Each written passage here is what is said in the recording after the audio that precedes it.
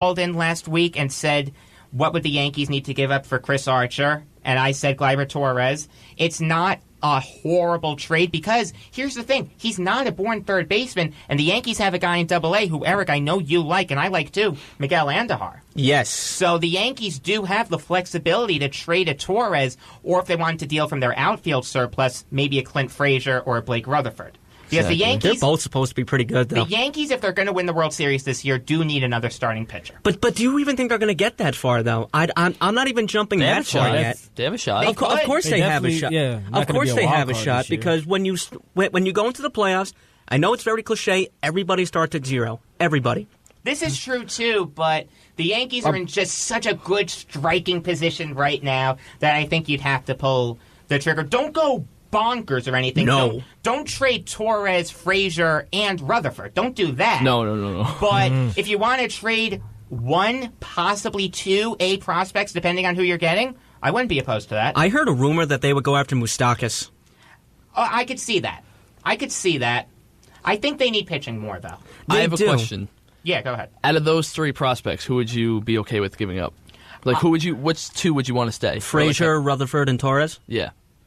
That's tough. I feel like Frazier could be... I'm high on Rutherford. I like Blake Rutherford. Me too. Okay, so that means you're going to keep him. Well. So then Frazier, you'd be okay with getting rid of. Yeah, I would. The Yankees don't need another outfielder immediately, though. And they have Dustin Fowler, too, who's playing well. I forgot about him. That's true. Because you know what? The Yankees have such depth, especially in the outfield position. You forget people that were there. Like Ben Gamel was a guy a couple of years ago that people were very high on. Mason Williams also. I felt bad for him. He can never stay healthy. Yep. I felt so bad for him. Slade Heathcott Oh, also. my Remember goodness. him? I loved him. I thought he was here to stay. And they gave him up for nothing, I think. The Eric Fischetti love story. He's going through it right now. That one lasted 4 years and still counting. But onward. So, on that note, let's take a quick break. Don't go anywhere, because we'll be talking to Brian Martin next. He's the author of Pud Galvin, baseball's first 300-game winner on Beyond the Game on the Voice of Nassau Community College, 90.3 WHPC. Kaya weighed just 1 pound 1 ounce at birth and endured a grueling 163 days in the hospital. Thanks to research funded by the March of Dimes, Kaya survived premature birth, the #1 killer of babies in the United States. The birth of a child is supposed to be a joyful event, yet each year about 380,000 babies like Kaya are born too soon, and many have serious health problems that can last a lifetime. But you can change that. Join 3 million friends, families, and colleagues in more than 500 communities across the nation in March for Babies. The money we raise is so important in fighting premature birth and other life-threatening challenges that newborns face. We're supporting research and programs that help more moms have full-term pregnancies and healthier babies. Sign up, join a team, and start fundraising today at marchforbabies.org. Together, we can fight premature birth and help more babies be born healthy. You know the feeling when you hear sounds of hip-hop and reggae? Well, you're in for a treat. It's flavorful. What? Extraordinary. Really? And mind-blowing. It's saucy. Tune into It's Saucy, where I cook up and dish out the latest news in hip-hop and reggae. There will be interviews with artists and students, along with trending topics on Twitter, Instagram, and Snapchat. This is your voice for all things saucy. Oh, saucy. You don't want to miss out. This is DJ Steph. Woo! Listen to me on Wednesday nights at 9 o'clock here on the Voice of Nassau Community College, 90.3 WHPC. When I grow up, I want to be a new pair of blue jeans. When I grow up, I want to be a kid's first computer. When I grow up, I want to be a glass countertop in a new home. When I grow up, I want to be a kid's best birthday present. When I grow up, I want to be a football stadium. When I grow up, I want to be a warm fleece on a cold day. When I grow up, I want to be a fancy backsplash. I want to be a bike that races around the country. When I grow up, I want to be a bench on a forest trail. I want to be a rocking chair on a sunny porch. I want to be a skyscraper. I want to be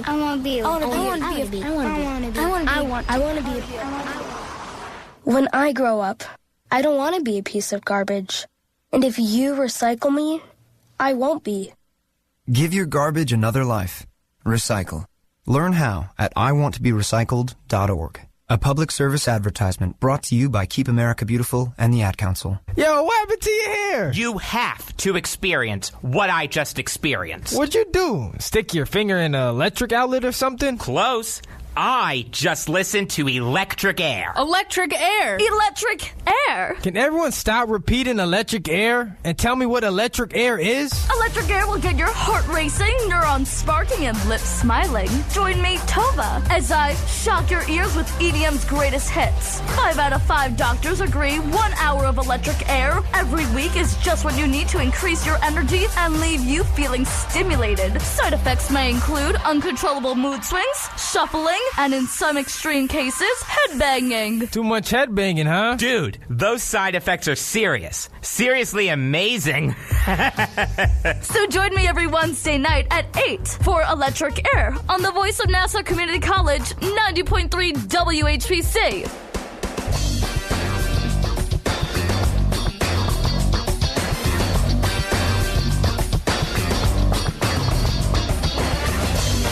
You are listening to Beyond the Game on the voice of Nassau Community College, 90.3 WHPC. I'm Jacob Valk. Sitting across from me, Brandon Johnson, Dominic Arbolino, and Eric Fischetti. And we are fortunate enough to be joined by Brian Martin, the author of Pud Galvin, baseball's first 300-game winner. Brian, how are you? Very well, thank you very much. All right. So what exactly is your book about? Well, my book, Pud Galvin, baseball's first 300-game winner, sort of speaks for itself. Pud Galvin was a pitcher for St. Louis, for Pittsburgh, and for Buffalo, and he's the first pitcher to reach 300 wins, and he went on to pitch 305. So he's the fifth winningest pitcher of all time. 365, I'm sorry, wins altogether. So he's the fifth winningest pitcher of all time, and he's also the first player that we know of that ever experimented with performance-enhancing drugs. He took a testosterone concoction in 1888. Okay, what would you say to people who never heard of Galvin? Well, I'm not surprised. He was sort of the forgotten man in baseball for decades. He died in poverty after making an awful lot of money in the 1870s and the 80s and up to 1892 when he quit pitching.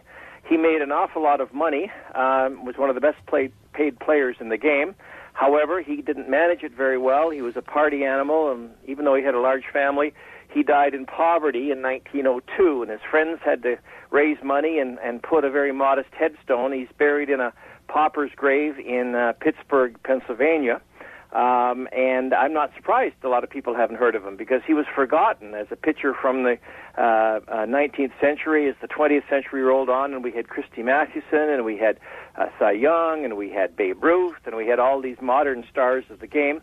He was sort of forgotten as yesterday's man. Well, after 60 years, a researcher in Buffalo, New York, decided that, my goodness, he's sort of been forgotten. He's our first superstar in Buffalo. And he uncovered his records and his career, at least in the Buffalo part of it, but went on to include Pittsburgh. And he argued that this was a forgotten man and he should be in the Baseball Hall of Fame. So in 1965, 63 years after he passed away, Pud Galvin was inducted into the Baseball Hall of Fame in Cooperstown. There he is. However, in more recent times, when the testosterone and the performance-enhancing drugs controversy came up, people were saying, well, look, we now know that he was taking testosterone back in the 1800s, and yet he's in the Baseball Hall of Fame. So people like Sammy Sosa, Rafael Palmeiro, Barry Bonds, Sammy Sosa, a lot of those players, Roger Clemens, a lot of their supporters said, well, you've said that these guys can't get into the Baseball Hall of Fame because they cheated, they took performance-enhancing drugs.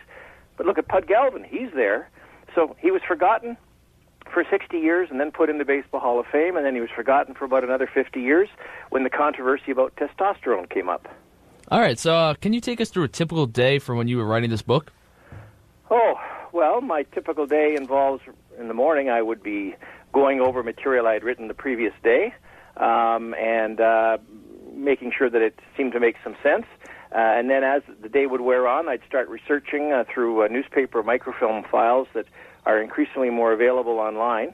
and I would work away at advancing his story, looking in the Pittsburgh papers, looking in the New York Clipper, looking in other Sporting News, Sporting Life, those sorts of publications, to see what they had to say about him. And I was able to sort of trace his career through box scores and through stories. And he was one of the very first to pitch a perfect game as well. So I found all sorts of interesting material in there. And he played at a time when the game was still being revised. His last year of playing was 1892, and they didn't bring in the 60-foot 6-inch pitching distance until 1894. Until 1884, he was able to pitch, as all pitchers had to, pitch underhand. He never pitched overhand until the following year. Interestingly enough, he would pitch both ends of a doubleheader, and he would pitch forever. And the thinking being is that pitching underhand is much easier on your arm, so you can do that. And in fact, in a tournament in Michigan, early in his career, he pitched a shutout, and then he followed that with a perfect game on the same day. He was an Iron Man. He was a little guy. He didn't have much of a curved ball. He was about 5'8" and well over 200 pounds. He'd huff and puff as he ran around the bases, and they called him the little steam engine, or Pud Galvin. The name he got, Pud, was from pudding, because he would. They said he would turn opposing batters into pudding because he had such a good fastball. Wow. Okay, so where does Galvin rank on your list of best players in baseball history then? Oh, my goodness. Certainly up there. I like the fact that he was forgotten, and I was the first person to do a book about Pud Galvin and brought his career to light. And as a result of my book, you should know that the Society for American Baseball Research, partly as a result of my book, the Society for American Baseball Research, which has a fund to put markers at the graves of forgotten baseball stars, has ordered and is erecting a monument at his grave in Pittsburgh, which we are going to be unveiling a little later this year, I think in the fall. That's really nice. Because of the grave marker that's at his grave is just basically about 3 foot long by about 6 inches wide, and just has J.F. Galvin and no notation of his fame in baseball. And if you go to the cemetery, you're hard-pressed to even find it. So we're trying to address that because this is one of the early pioneer stars of the game. That's a classy move. That's a really classy move. I think, the Society, I think he's going to be the second or third baseball player that they have said we need a better marker at his grave. And I've done some research on some other early stars of the game, and some of them are in unmarked graves entirely. So this Graves Marker project by the Society for American Baseball Research is trying to address a wrong and remember the forgotten players. Talking to Brian Martin, the author of Pud Galvin, baseball's first 300-game winner. Now, seeing as though Galvin's a Hall of Famer and he took PEDs, what are your thoughts on people who say that baseball players who use PEDs shouldn't be in the Hall of Fame? Okay, that's an excellent question. Thank you. Well, I think they cheat, but it's been argued that, baseball is full of a lot of cheating. Stolen bases, stolen signs, spitballs, all sorts of, things that in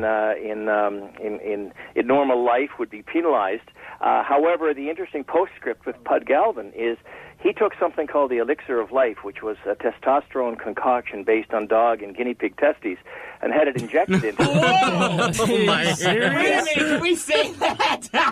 And it was at the tail end of his career, and all of a sudden he played like a young man possessed, and he played the best game of his life, the New York Times said, after he was injected with this. Wow. And he played very well for a couple of more weeks. Well, the postscript to this story is that just a couple of years ago, some researchers in Australia, at the Australian Institute for Medicine, I think it was, found the recipe of the elixir of life, which was like a hula hoop of medicine that around the States and Canada, back when Galvin took it, there were something like 12 or 20,000 doses that were administered because it was like the fountain of youth, and everybody wants to find a fountain of youth. Well, these Australian researchers got the concoction, they got the recipe for it, and they reproduced it. And they looked at it under modern, analysis and had a look-see at it, and they discovered there was nothing in it that would give any biological effect. The amount of testosterone was so minute, it was 4 times less than would be required to have any sort of impact on him. So the bottom line, it was all in his head. Okay. Well, keeping with that train of thought, because we're not questioning Galvin's numbers, because he has some great numbers, but his use of PEDs, do you